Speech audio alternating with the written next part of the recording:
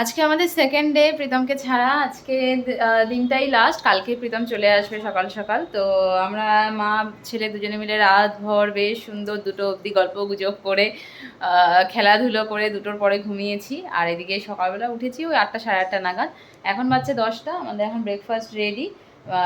ব্রেকফাস্টটা করবো, আর যতই কিছু করছি না কেন খালি ওয়েট করছি কালকের দিনটা কতক্ষণে আসবে। এখানটাতে প্রিয়ানের জন্য বানিয়েছি চিলা, ডিম সেদ্ধ, আর ফলের মধ্যে আছে হচ্ছে তরমুজ, আঙ্গুর, ওখানে খেজুর, আর এই হচ্ছে শশা। এই আজকে সিম্পল ব্রেকফাস্ট। খেয়ে নাও বাবা তাড়াতাড়ি। হ্যাঁ ডিম সেদ্ধ, হ্যাঁ বয়েলড এগ খাও, খাও, গোটাটাই খাও বাবা, গোটাটাই খেতে হয়, পুরোটাই খাও। হ্যাঁ এরকমভাবে খাও। ঘরে সব কিছু শেষ হয়ে গেছিলো, ডিম, দুধ, ঘরে শ্যাম্পু নেই, এই এখন সব নিয়ে আসলাম। প্রিয়ানকে ওপরে ঘরে লক করে দিয়ে এসেছি, কারণ এই গরমের মধ্যে না ওকে এতগুলো সিঁড়ি দিয়ে নিচে নামানো ওঠানো কোলে করে খুব কষ্ট। তাই জন্য ওকে চিড়াটা দিয়ে এসেছি, একটু আঙ্গুর দিয়ে এসেছি, ও খাচ্ছে, আর আমি নিচ থেকে এগুলো নিয়ে আসলাম। এই এখন দুপুরের রান্না বসিয়ে দিলাম।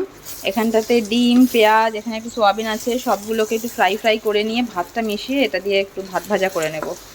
প্রিয়ান ওটা ভালোও খায়। আর এই যে বগলে, পাপার আয়রন মেশিন নিয়ে কী করছো তুমি? কী করছো? বাচ্চা এখন প্রায় 2:45। প্রিয়ানকে অলরেডি খাইয়ে দিয়েছি, ওর জন্য বেশি করে চিলা বানিয়েছিলাম, আর সোয়াবিন সেদ্ধ খেয়েছে। মোবাইল ভেতরে ঢোকায় না, মোবাইল ওখানে ভেঙে যাবে বাবা, বের করো। না না না না ঢোকায় না বাবা, বের করো। এই এখানটাতে আমার ভাত ভাজা টাইপের হয়ে গেছে, আর এখানে একটু পাঁপড় ভেজে নিয়েছি, তার সাথে আছে স্যালাড। এই হচ্ছে আজকে আমাদের লাঞ্চের মেনু। এই ভাতু দিয়ে খেতে হবে, শুধু শুধু পাঁপড় খেলে হবে না পোকো। বসো বসো, ভাতু দিয়ে খাবে। বাচ্চা এখন সন্ধে 8টা, আমি জাস্ট স্নান দান করে আসলাম, আর এই যে প্রিয়ান এখানটাতে চাল নিয়ে পুরো চাল দিয়ে খেলা করছে। চাল দিয়ে খেলছো? নিচে যেন না পড়ে বাবা। কি করছো? নিচে রাখছো? না ওই কৌটোর মধ্যে রাখো, ওই যে ড্রামটার মধ্যে সব একটু একটু করে রেখে দাও, ঠিক আছে? না পড়ে যাবে বাবা, সব বিছানার মধ্যে যেন না পড়ে। হ্যাঁ এরকম করে করে এটা থেকে নিয়ে নিয়ে ওটার মধ্যে রাখো। হ্যাঁ দুপুরবেলা যে একটু দোকানে গেছিলাম জিনিসপত্র আনতে, তখন একটু কাস্টার্ড পাউডার নিয়ে এসেছিলাম।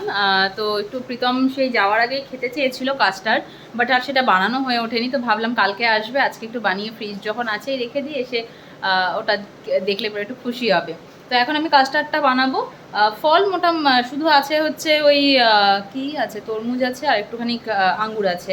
তো ওকে বলেছি আমি আসার সময় সকালবেলায়, ও ওই 9টা সাড়ে 9টার মধ্যে ঢুকে যাবে, তো ওই আসার সময় বলেছি একটু ডালিম, আপেল, কলা এগুলো সব নিয়ে আসতে। তো নিয়ে এলে ফলটা তো কালকেই মিক্স করব, আজকে জাস্ট করে ফ্রিজে রেখে দেবো। এটা ভালো করে জাল দিয়ে নিয়েছি, আর এখানটাতে একটু কাস্টার্ডও গুলিয়ে নিয়েছি। এখন অল্প অল্প করে কাস্টার্ডটা দিয়ে দেবো।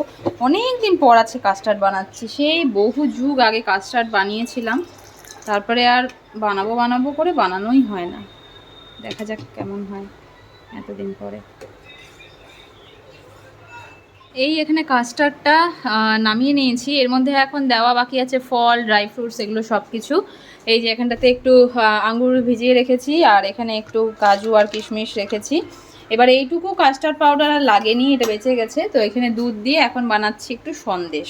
তো এই সন্দেশটা বানানোর জন্য আমি পাউডার দুধটাও নিয়ে এসেছিলাম, মানে ওই নর্মালি ঘরের সন্দেশ আর কি, ওই বাইরের মতন করতে গেলে ছানা, তারপরে কি বলে ওটাকে, যাই হোক অনেক কিছু দরকার হয়, আমার কাছে অত কিছু নেই, বাট তাও প্রীতমের যেগুলো খেতে পছন্দ সেই সব জিনিসগুলো চেষ্টা করছি যতটা সম্ভব করে রাখা।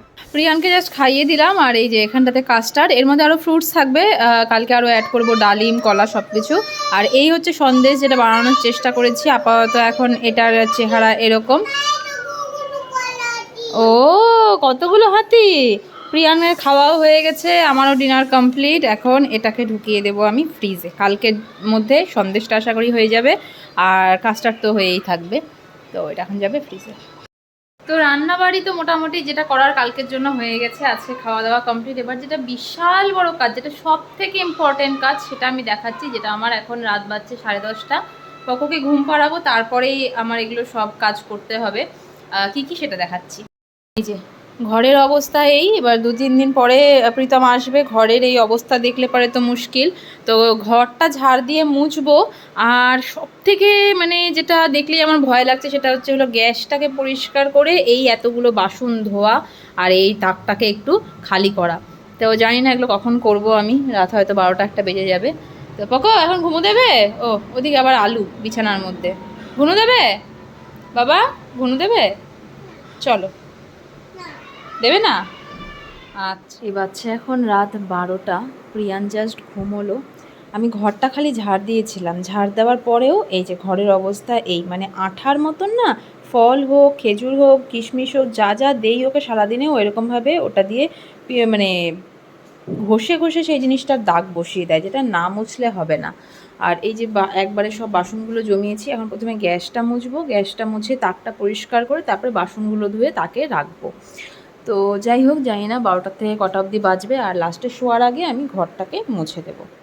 এই সমস্ত বাসনপত্র ধোয়া হয়ে গেল, গ্যাস মোছা হয়ে গেল। এমন অবস্থা হয়েছিল না, ওই সন্দেশটা বানাতে গিয়ে ক্ষীরের মতন ভেতরটাতে একটু লেগেও গেছিলো, সেটা ওঠাতে আর কাস্টার্ড যে গামলাটাতে বানিয়েছিলাম, এই দুটো বাসন ধুতে যা টাইম লাগলো, বাকি এগুলো সব ধুতেও তার অর্ধেকও টাইম লাগেনি। মানে পুরো 12:30 বেজে গেলো, 12টার সময় শুরু করেছিলাম, 12:30 বাজে। তো এতক্ষণে আমার খালি মানে রান্নাঘরটা দেখা হলো। এখানে একটু কাবলি ছোলা ভিজিয়ে রেখেছি, কালকে একটু ছোলার ঘুগনি করবো। ফাইনালি এই যে যে দাগ ছোপগুলো ছিল মোটামুটি চেষ্টা করেছি মুছে, এখনই শেষ হলো। এই বাচ্চা এখন 1:45, আর এখন একটু এই ব্যালকনিতে বসে ঠান্ডা হাওয়া খাবো, তারপরে ঘরে যাব।